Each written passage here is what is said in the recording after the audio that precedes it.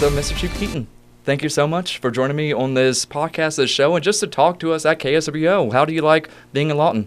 Love being in Lawton. This is my third time in Lawton. We've had a busy day. Justin, it's an honor to be here. Love Southwest Oklahoma. I was actually in Cotton County last weekend, passed through Lawton very briefly, but we're traveling this state, and this is a very, very special place. All right, so, I mean, this first question is probably one you have answered many times before, if not to media, probably to yourself. Why now? Why in 2026 do you want to run for Oklahoma governor? Well, look, Oklahoma's at a crossroads right now, and the direction we travel is going to shape the future of our state, I think, for the next 20, 40, 50 years. And the direction and the path we do travel is an important one. We're seeing a migration shift around the country. If Oklahoma was perfect, I wouldn't be running. The reality is I'm the only non-career politician that's in this race. I'm running against gentlemen that have been up at the Capitol, had a long time to fix these issues, and I know that we're going to get into these issues in this interview. But if we're going to become a greater Oklahoma, and that's what I tell people traveling the state, the old slogan, Oklahoma's okay, that's a terrible slogan. It means we're average, we're mediocre. We're a great state. And Oklahoma, to be greater, we need new leadership. We need outside leadership and not career politician bureaucrats that have been running the place. So first and foremost, why you just mentioned, Oklahoma is okay, what have you. What areas do you think we need to improve upon really first thing if you do get elected? Sure, and you have to be able to walk and chew gum as the leader of the state. And as I travel the state, hear from every Oklahoman, I've been all over the state already. I'm going to continue to be all over the state. Three big issues that you constantly hear. Education, a big one. I mean, we're dead last. 50th in education is absolutely unacceptable. The economy.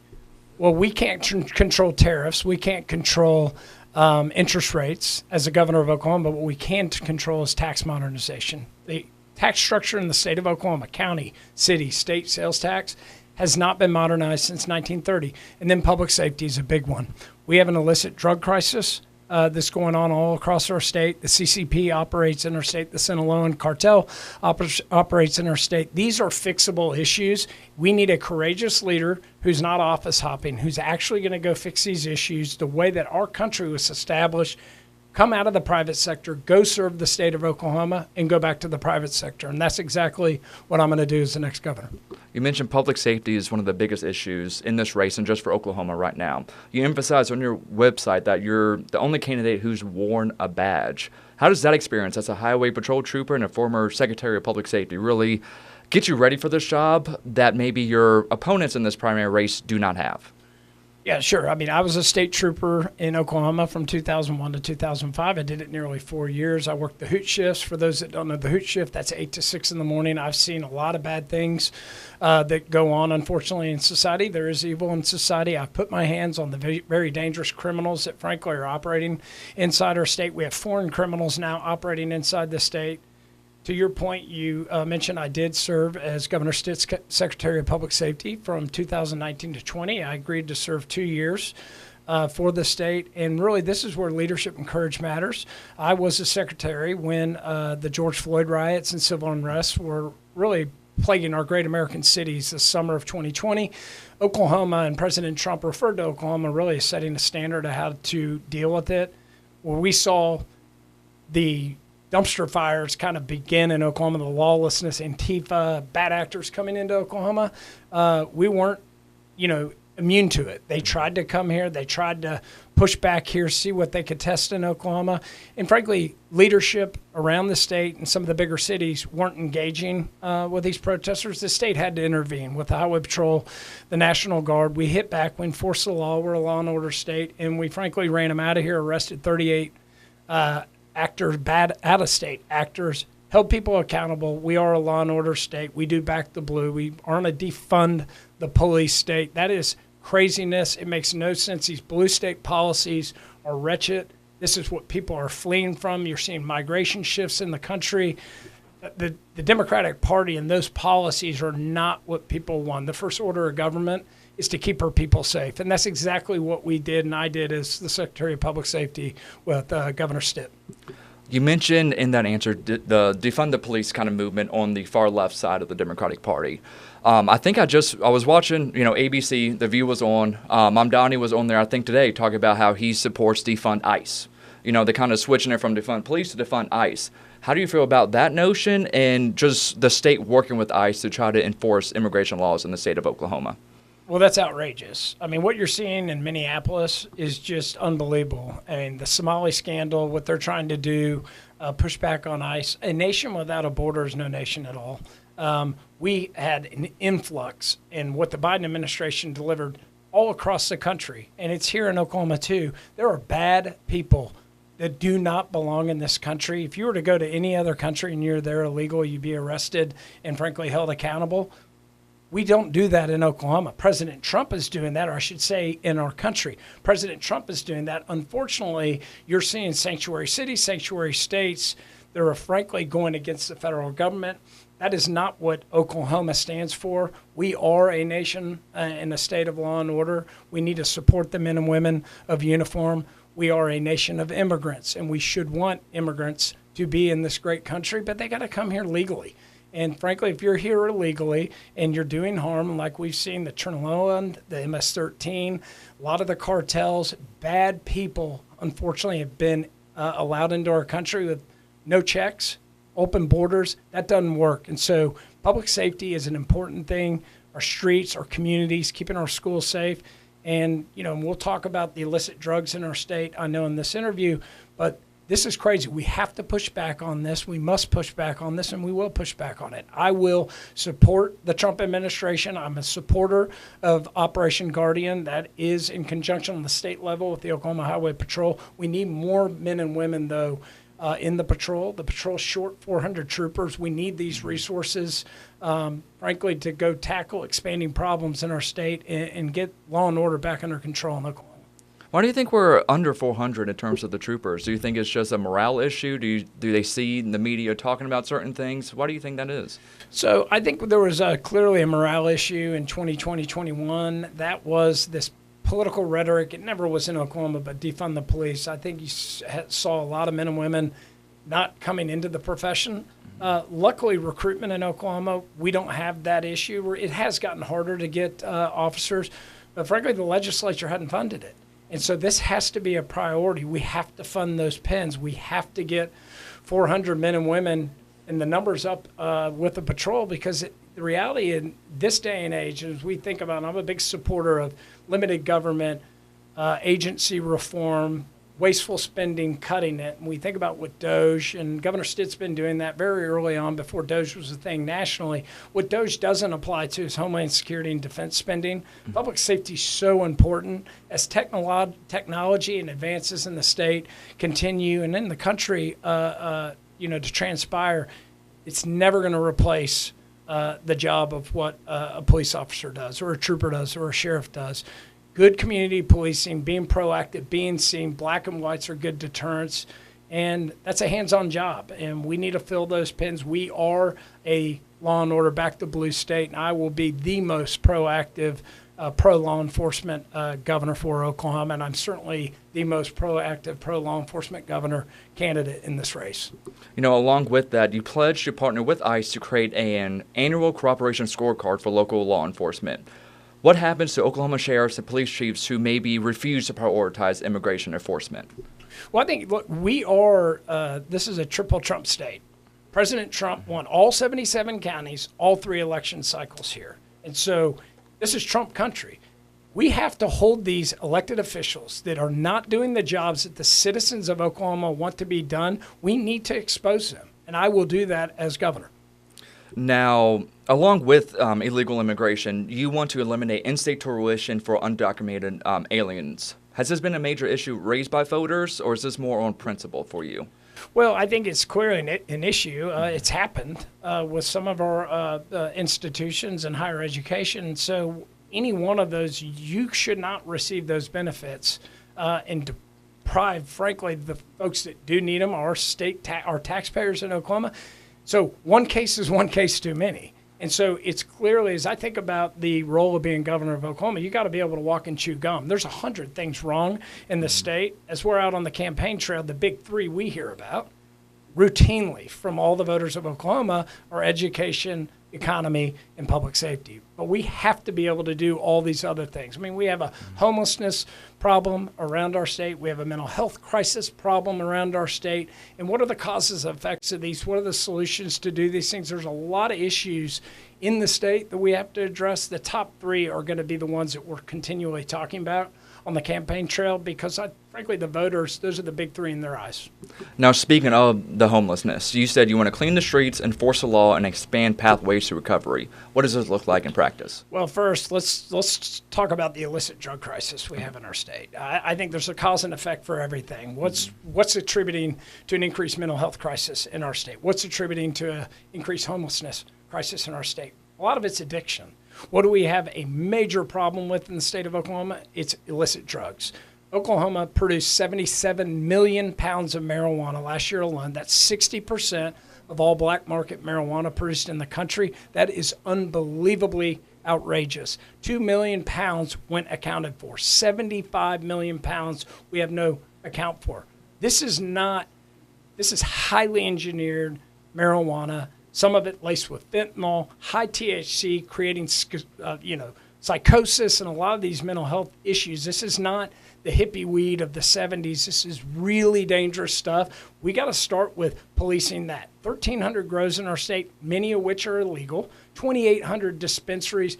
This is crazy. That's not medical marijuana. Medical marijuana is here to stay. The legislature has failed on tightening down the marijuana laws.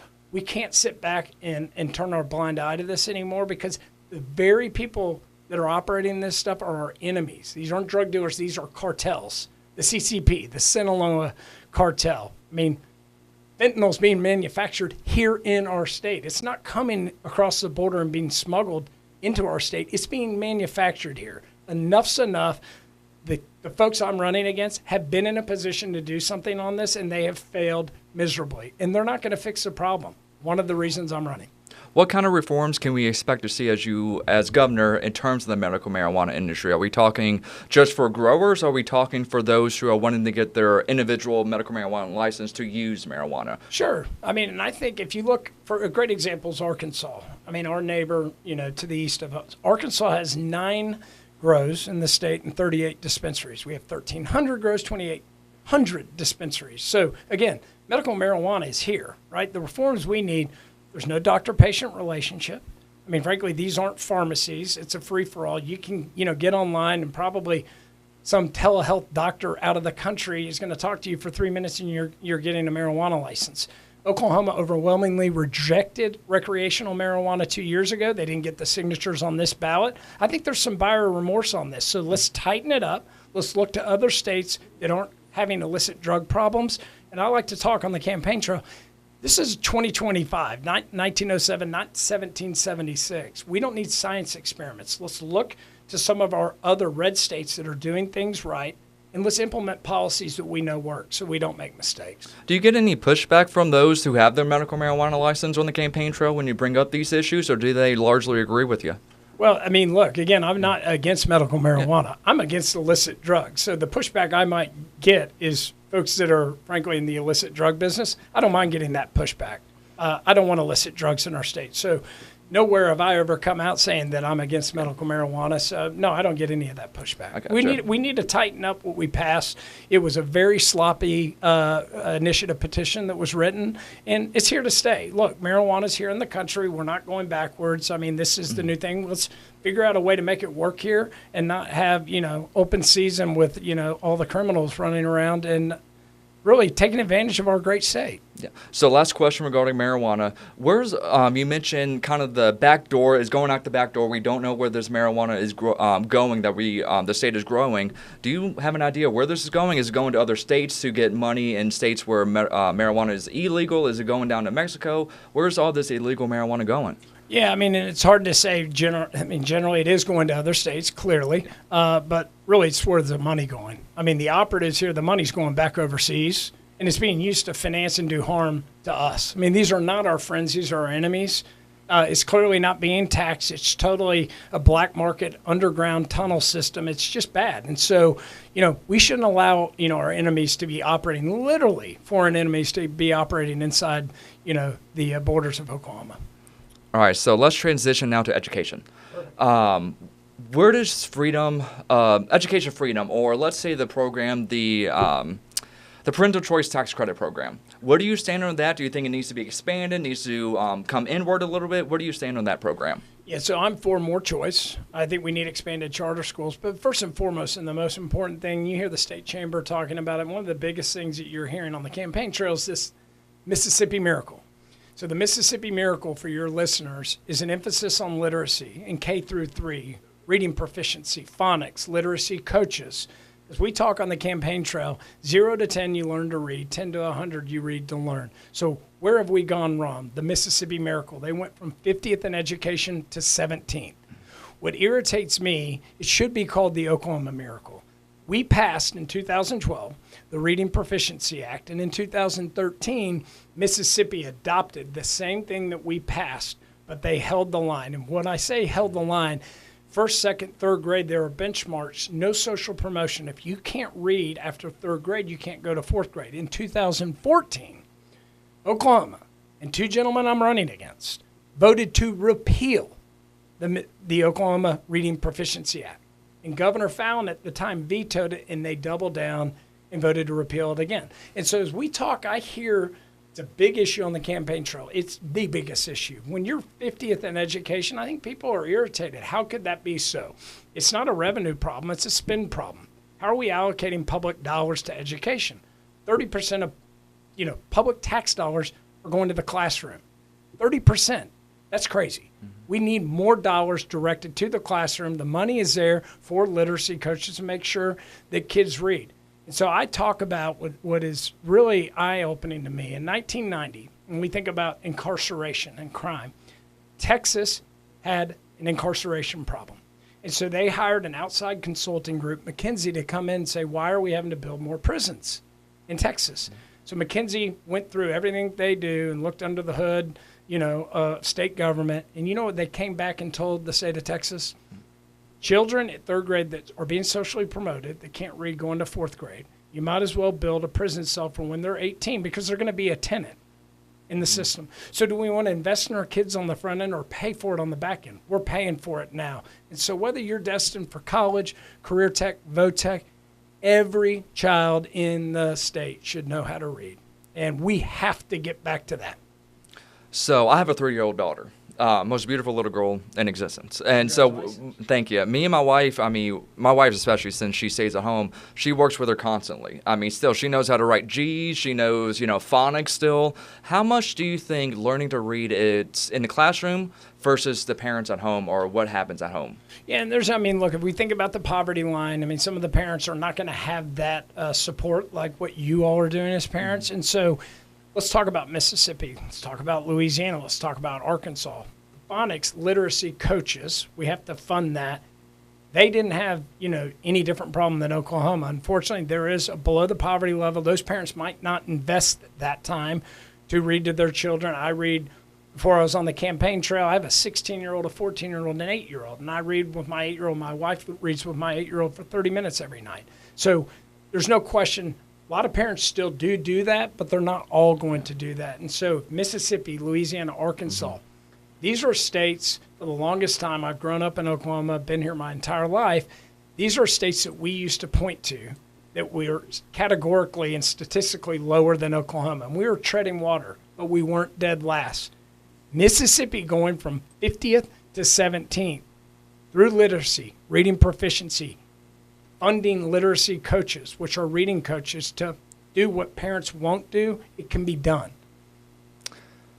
Okay, so no, it's good. So I'm trying to think of where to bounce from here, but I want to stick with education just for one more question, because you mentioned 30% of the money that we give to education, to our school system, only 30% of it is going to the classroom. Correct. Where's that 70% going? Well, and so right now, as we talk, that's why I said we don't have a revenue problem, we have a spending problem. I'm all for our teachers need to be paid, to be competitive, right? Mm-hmm. We have to retain the best.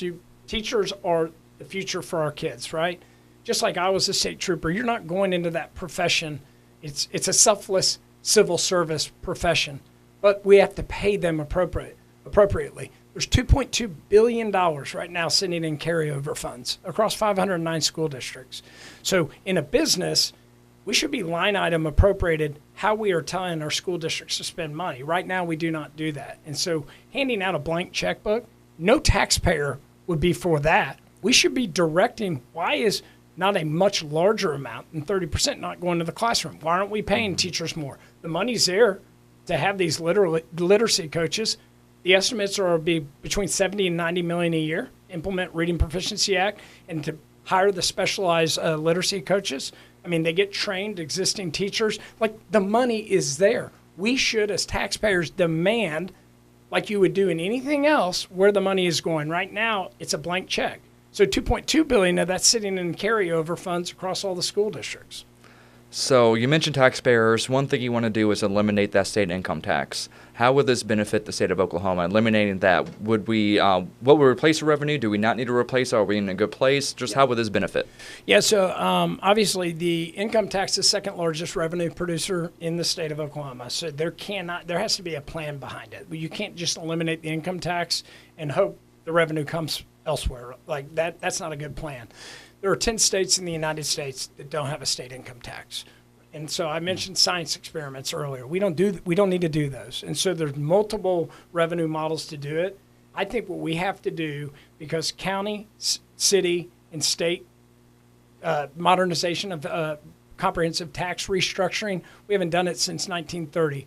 We've heard a lot of people just focusing on elimination of the state income tax. To do all of it, I think we have to look at how we tax everything down to the county, city, state level. And the hardest thing, and I think what the most effective way the governor, and really the most effective tool the governor has, is the bully pulpit. We are constitutionally a weak governor state. The legislature is the strong body. They appropriate the money. And so if the governor effectively uses the bully pulpit, the legislature wants to be led. But the hard thing as Republicans is to get rid of a tax and replace it with a tax. So the governor needs to really be someone who has the courage and running for the right reasons, not worried about the next office, lead the legislature, right? And I think constituents want this. If we think about migration and where are people moving to, the no income tax states are winning that race. Clearly, Oklahoma is benefiting and we are growing, but I want to grow in a massive level like, say, Mississippi, Arkansas, Tennessee, Georgia, Florida, Texas. Mississippi has gone from 50th in a lot of the statistical categories where you don't want to be 50th. Mm-hmm. They are now the third fastest growing state in the country, and their GDP just surpassed the UK. They got rid of their income tax. We need to do it wisely over time as it goes down and wherever the replacement tax is, so we don't shock the system, because we can't just rip the Band-Aid off and hope the revenue catches up elsewhere. Tennessee did a very similar proposal through a service sales, consumption. We're going to have to look at the entirety of the tax structure on how to do it. And typically it's implemented over about a 6-year period is what Tennessee did. So you mentioned protecting girls' sports and locker rooms. That's a big cultural issue nowadays. So what enforcement mechanisms would you put in place as governor, or do you think there's enough enforcement mechanisms right now for that sort of thing? We don't really see it too much. Yeah, I hope. What makes Oklahoma so special is we're a God-fearing, conservative, Oklahoma value state. It's illegal now. The enforcement mechanism, frankly, we need to enforce it. On isolated incidents that's going on, there needs to be severe repercussions. I'm not aware of those, that where there's an incidence of that right now.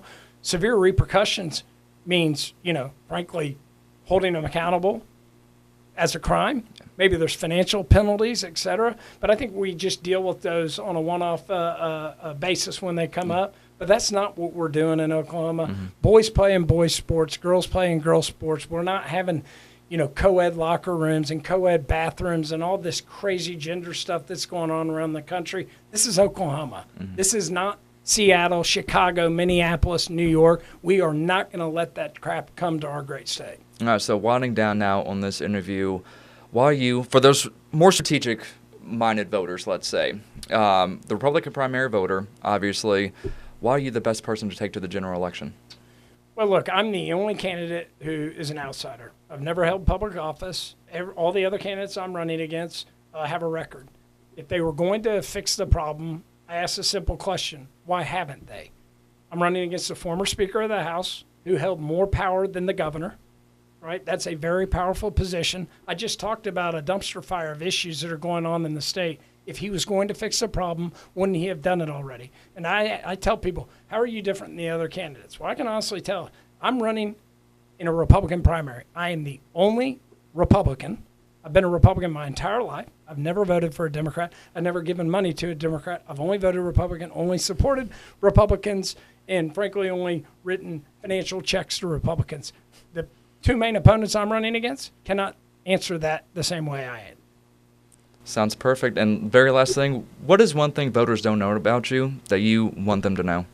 I think the most important thing and the best job that I have is I'm a husband. I've been married to my best friend of 20 years. I have 3 beautiful kiddos, just like you have a beautiful 3-year-old. And being a dad, there's not a more important job in the world. I've got a 16-year-old, a 14-year-old, and an 8-year-old. I love the outdoors. I think most people, my passion is land management. I love to do habitat management and raise quail, and I do a lot of prescribed burning. And I like getting rid of invasive tree species, cedars, Sericea lespidosa, Johnson grass. Yeah. I love the outdoors. Ranch management's like my number one passion. Any of my free time, I love to be out on my ranch, and I love being out there with my kiddos, fishing, hunting, being with my wife. All right, perfect. Chip Keating, thank you so much for joining me. I appreciate you. It was good to talk to you. Anytime you want to come back, just let me know. Be happy to sit down here for you. Thanks. I've been here all day, and I'm going to be here tonight. Thank you, sir. You have a good one. You too.